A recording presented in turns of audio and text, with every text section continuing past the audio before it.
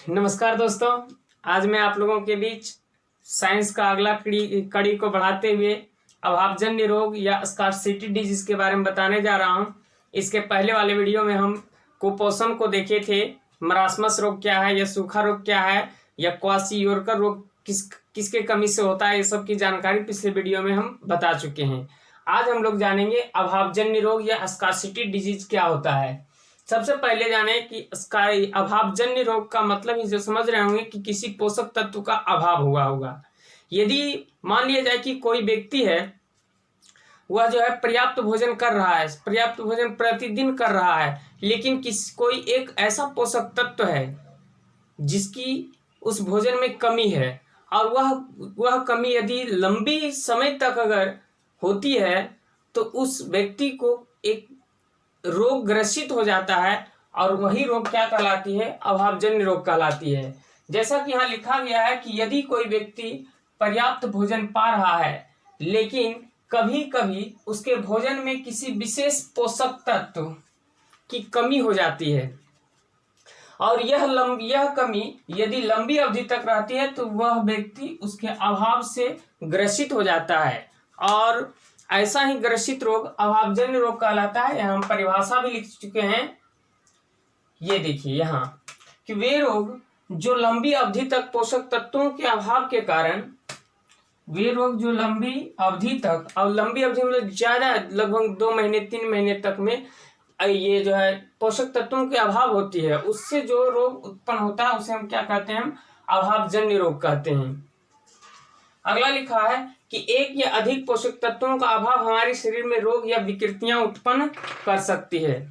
आपको बता दें कि भोजन के दौरान हम लोग कुछ ऐसे भी भोजन होते हैं जो कि, जैसे मान लिया जाए कि चावल और सब्जी, यानी दाल और सब्जी और भात लगातार आप खा रहे हैं, और प्रोटीन युक्त भोजन यह आप नहीं ले रहे हैं लगातार 2 महीने 3 महीने तक, तो प्रोटीन युक्त भोजन नहीं ले रहे हैं तो आपको पोषक तत्व की कमी हो जाएगी प्रोटीन की। अब प्रोटीन की कमी से देखिए कई प्रकार की बीमारियां हो रही है, जैसे कि वृद्धि में रुकावट हो जाना, यानी कि शरीर की यदि वृद्धि हो रही है तो उसकी रुकावट हो जाएगी। और ये प्रोटीन सबसे ज्यादा प्रभावी होता है ये छोटे छोटे बच्चों को, 10 वर्ष 11 वर्ष 12 वर्ष बच्चों को वृद्धि में रुकावट हो जाती है, जो जिसके कारण बौनेपन की बीमारी का शिकार बन जाता है। चेहरे पर सूजन आ जाती है, बालों के रंग का उड़ना, यानी कि बालों के रंग क्या होने लगते हैं? उड़ने लगते हैं, सफेद होने लगते हैं। इसके अलावा त्वचा की बीमारियां आ जाती है, पेचिश नामक बीमारी हो जाती है, ये प्रोटीन की कमी से। इसके अलावा आपको हम बता दें कि यदि प्रोटीन और कार्बोहाइड्रेट, कोई ऐसा भोजन कर रहे हैं जिससे कि प्रोटीन और कार्बोहाइड्रेट को लंबे समय से आप उसको यूज नहीं कर रहे हैं, जैसे कि कई व्यक्ति को देखते होंगे कि चाय मुढ़ी पर ही समय जो है 2 महीने 3 महीने तक गुजार देंगे, तो उस व्यक्ति को ऐसा एक दिन समय आएगा, ऐसा कमजोरी होगा कि वह चलने में भी असमर्थ हो जाएंगे।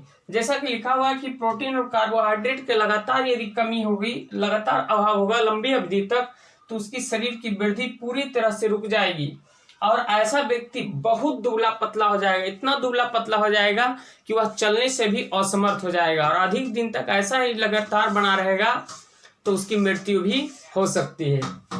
इसका उपाय क्या है? तो अभावजन्य का रोग जो है, अभावजन्य रोग का एक ही उपाय है, रोकथाम है, संतुलित आहार लेना।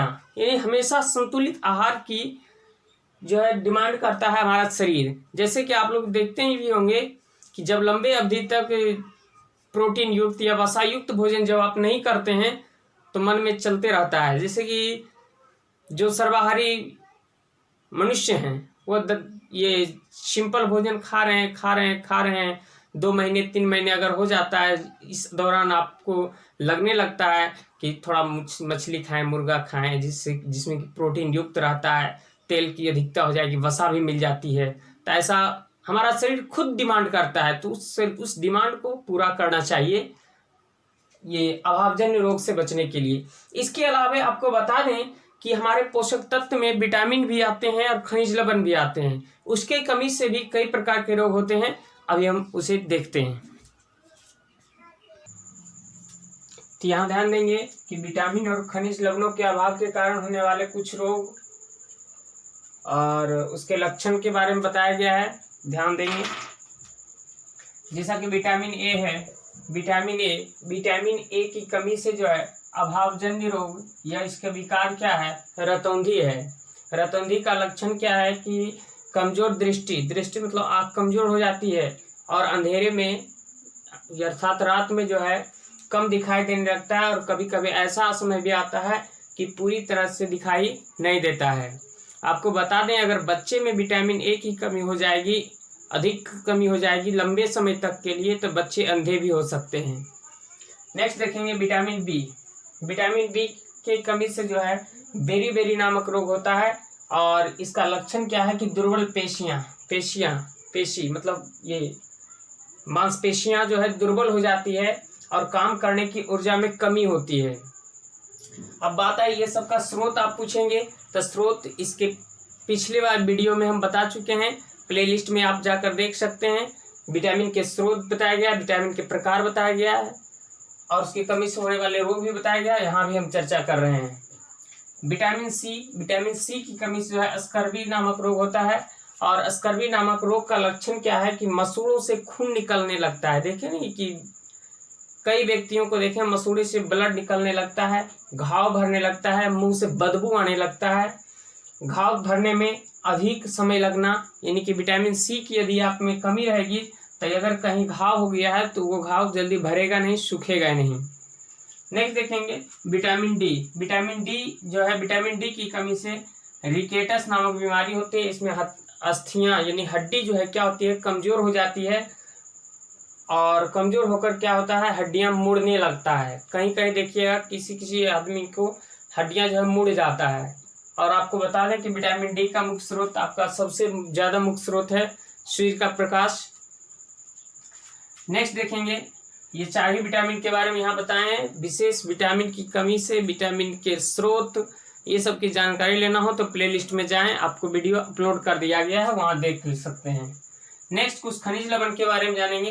कैल्शियम की कमी से जो है अस्थि एवं दंत क्षय हो जाती है। आपको बता दें कि कैल्शियम जो है हमारे हड्डियों में कैल्शियम और फास्फोरस नामक खनिज लवण पाए जाते हैं और कैल्शियम की यदि कमी हो जाती है तो दंत क्षय यानी कि दांत का क्षय होने लगता है, दांत की ऊपरी परत को हटने लगता है, दांत कमजोर हो जाती है कैल्शियम से, हड्डियां भी कमजोर हो जाती है। और कैल्शियम का स्रोत आपको दूध से प्राप्त हो जाएगी और इसका मुख्य लक्षण है कि कमजोर अस्थियां और दंत क्षय। हड्डी कमजोर हो जाता है और दांत क्षय होने लगता है, दांत कमजोर होने लगता है, हिलने लगता है। इसके अलावा आयोडीन की बात करें तो आयोडीन के कमी से जो है घेंघा या ग्वाइटर रोग कहते हैं, इंग्लिश में ग्वाइटर कहते हैं। इसमें होता क्या है कि गला के पास जो है ना ये आपका गले की ग्रंथि क्या होता है फूल जाता है और बच्चों में मानसिक विकलांगता आने लगता है, बच्चे जो है बकलोल जैसा करने लगता है। आपको बता दें कि ये जो आयोडीन का स्रोत है जो वो नमक से अधिक प्राप्त होता है और नमक सभी व्यक्ति के खाते हैं।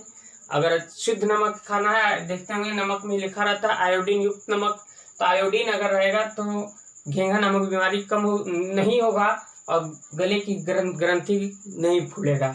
नेक्स्ट देखेंगे लौह या लोहा की कमी से जो है अल्प रक्तता या एनीमिया नामक बीमारी होता है। अल्प रक्तता का मतलब अल्प मतलब आप जानते हैं होता है कम और रक्तता मतलब रक्त, यानी कि कम खून की कमी हो जाती है। जब खून की कमी होगी तो क्या हो जाएगा, कमजोरी अनुभव होगा। तो ये लोहा की प्राप्ति ये ना कि आपको ये इसकी भी जानकारी हम दे चुके हैं। तो लोहा की कमी है तो ऐसा ना कि लोहे को चूर कर उसका चूर्ण पीना शुरू कर दीजिएगा, ऐसा कभी नहीं करना है। लोहे की प्राप्ति हम लोग को खाद्य पदार्थ से ही हो जाता है, खास करके लोहे की प्राप्ति हमें पालक साग से हो जाती है। तो ये था कुछ आपके सामने विटामिन और खनिज लवणों के अभाव के कारण होने वाले कुछ रोग, उसके लक्षण। नेक्स्ट एक वीडियो और है कि भोजन में क्या क्या आता है, इसका एक वीडियो और है और वह वीडियो है दूषित भोजन। दूषित भोजन से हमें कौन सी बीमारियां होती है उसके बारे में पढ़ेंगे। फिर हम लोग नेक्स्ट अलग सब्जेक्ट की ओर रुख करेंगे। धन्यवाद, जय हिंद।